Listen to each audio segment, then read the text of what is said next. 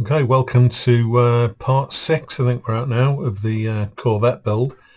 As you can see, I've got the hull up on the bench now, and some of this was already done when I first started this build a few years ago.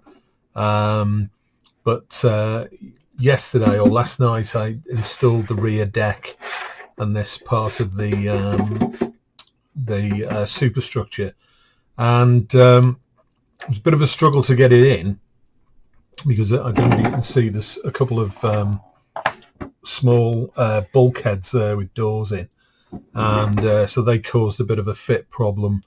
I'd strengthened the underside of the deck here with some plastic strip, and I ended up having to Dremel some of it out to get the thing in, and then it was a bit of a fight to get this to sit down at the level it should be inside here.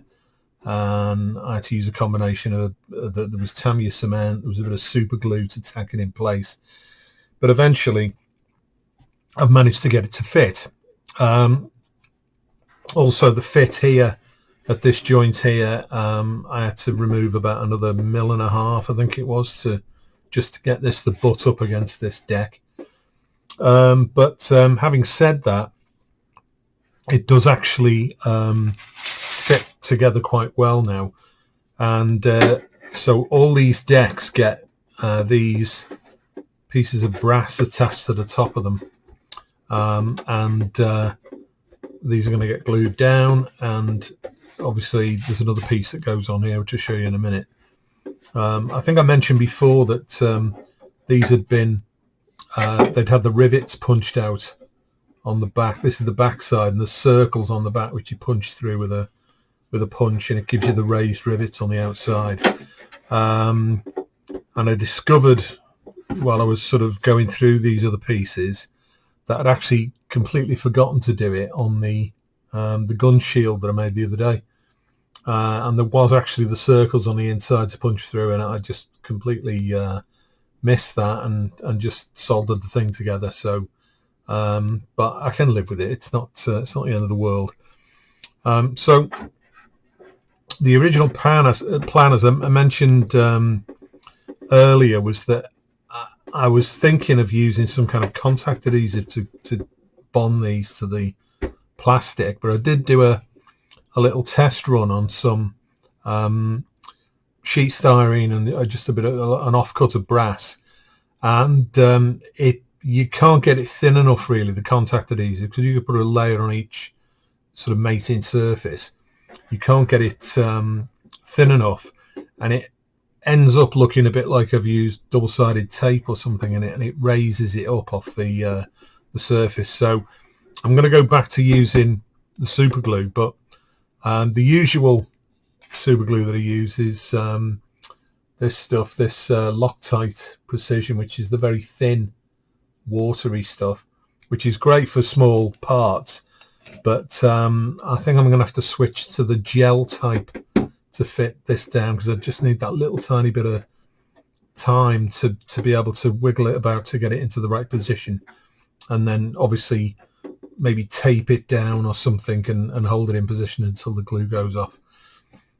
So there's obviously this piece to go on here, and then there's the main deck, which obviously lines up there, and that gets glued on to this part here. And I think once I've reached this stage with these decks on, I'm gonna hit this with some paint, prime it, do the the deck colors and the camouflage on the side of the hull, and more or less finish this as a sort of kit. It's a little bit like they do in the shipyards, where they sort of build the hull and then launch it, and then they put everything else on top afterwards. So it's going to be along those kind of lines.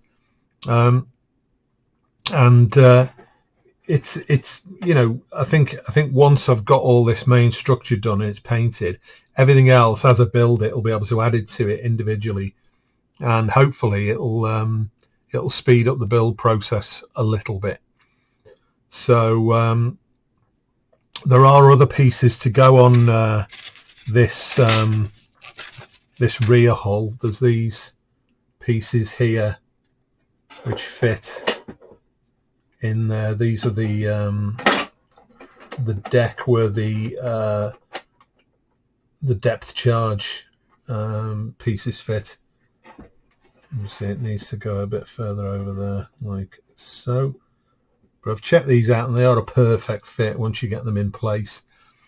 And then there's these longer pieces that fit in. In fact, that's that side.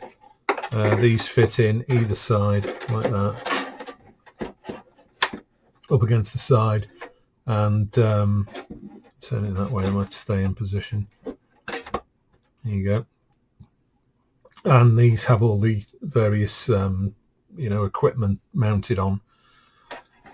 So another thing worth mentioning is wherever the portholes are, and there's obviously a lot in the side of the hull, there's also some in every door, and there's some windows in the side.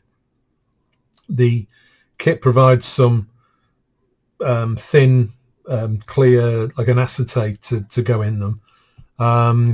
I'm actually going to leave them till right at the end when everything's been painted, and I'm just going to put some crystal clear in them to glaze them. I did have a sort of brief idea that I might put some lighting in it, and then I thought, no, it's complicated enough as it is, and unless you were going to depict it as being in a sort of nighttime setting, I don't see the point of trying to cover it in lights, and then there's the associated electronics and the wiring and everything else. So I'm just going to live with it as a static kit, really. So as I say, these bits have all got to be glued on, and I'll probably put the deck pieces on prior to painting, so that all the decks can be painted as well at the same time. I'll pick that up in a minute. But if I just move this out of the way for a moment, put it over there. Just switch the view. There you go. So the deck itself, these slots in it here are where there was other parts. They've made the most of the sheet of brass, and some of the parts that are used on other parts have been sort of mounted inside the deck area here, and that is actually then covered up by these pieces here, and you can see that there's a hole there, which is the sort of oval hole where the anchor chains go down, and there's one there. So these then line up and mount over the top, kind of like that, and the other one goes here like so. And obviously, as these are glued down, the next one will butt up against it. So they're kind of like that, and then all these sort of holes here are then covered up by planting that on there, which is this is the piece with the planking detail on, and then there's bits go on. So it's this constant sort of layering that covers these parts up, and then obviously parts like the kit parts fit on like this, and then the deck, and it just keeps building up and building up. So I think if I get the main structural pieces done and then get it painted, and then I'll feel like I'm making some progress then. All the pieces that have been cut out of these slots and maybe not used yet, I've had to bag them all up, and everything's got numbers on, so I know which part is which.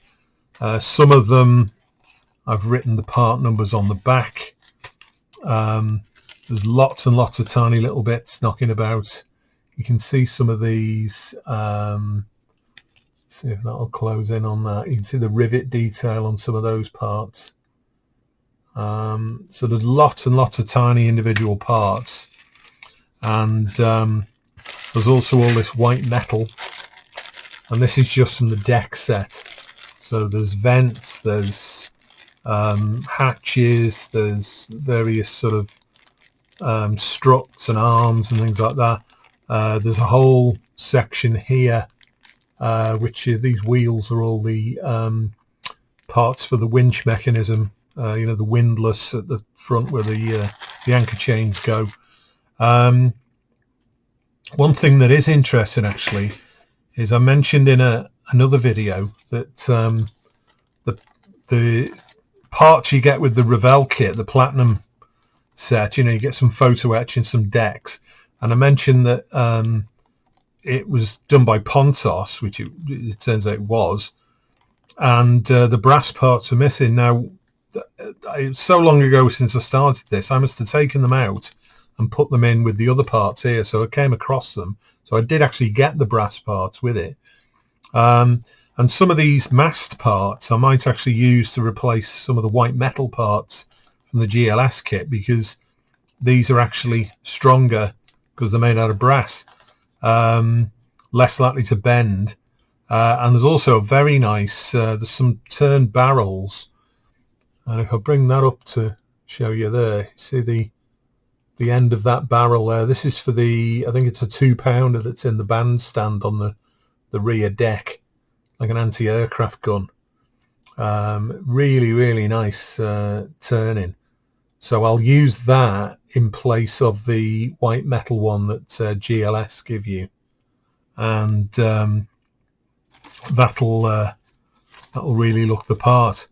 There is a barrel supplied for the main gun, but given that I've already built it using the white metal one, and there isn't a lot of difference between the two of them, to be honest, so I can live with that.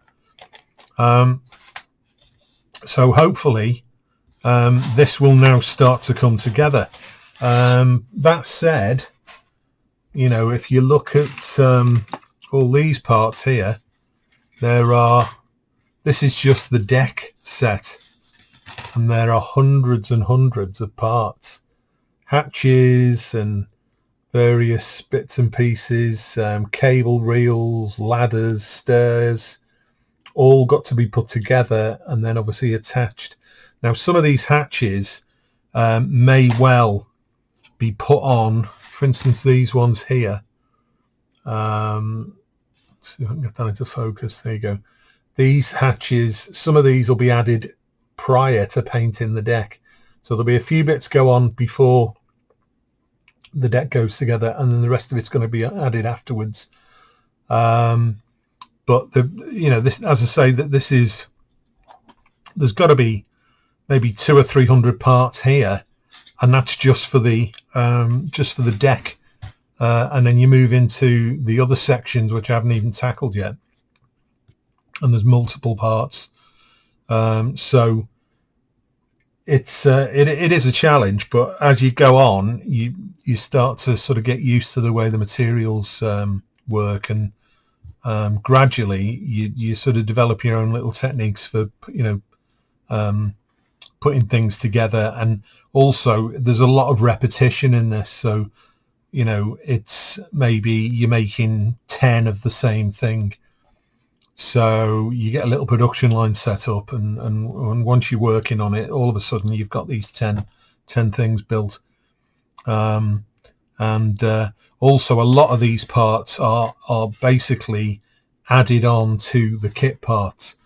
So for instance, these parts here, these are various sort of ventilator units and things, and the kit parts are basically just a plain plastic box with a kind of line drawn on it where the vents are. So you use the kit part, clean that up, and then attach these to the front to add the detail. So again, it's a quick fix, but it also looks really, really good when it's put together. And there's various bits here. You see, this is all, you see the tread plate there. These tiny little parts are the handles for the watertight doors, and the sets of these, and there's various doors dotted around the construction. So you know, it's just perseverance really, but I am quite enjoying it, and I do like this kind of fiddly kind of work with the photo etch. A lot of people don't get on with it really, but I've had a lot of experience with photo etch, so it is, I'd say it's a bit of an acquired taste, but once you get into it, the detail you can get is fantastic. So onwards and upwards. Hopefully I'll get the hull together, and then the next time you see a video, hopefully the hull, I'll certainly have had a coat of primer if nothing else, and there'll be more detail added, and then we'll just gradually work through the painting process and the weathering process, and I'll show off some of the techniques that I use for that. Okay, so as ever, thanks for watching, and I'll see you on the next one.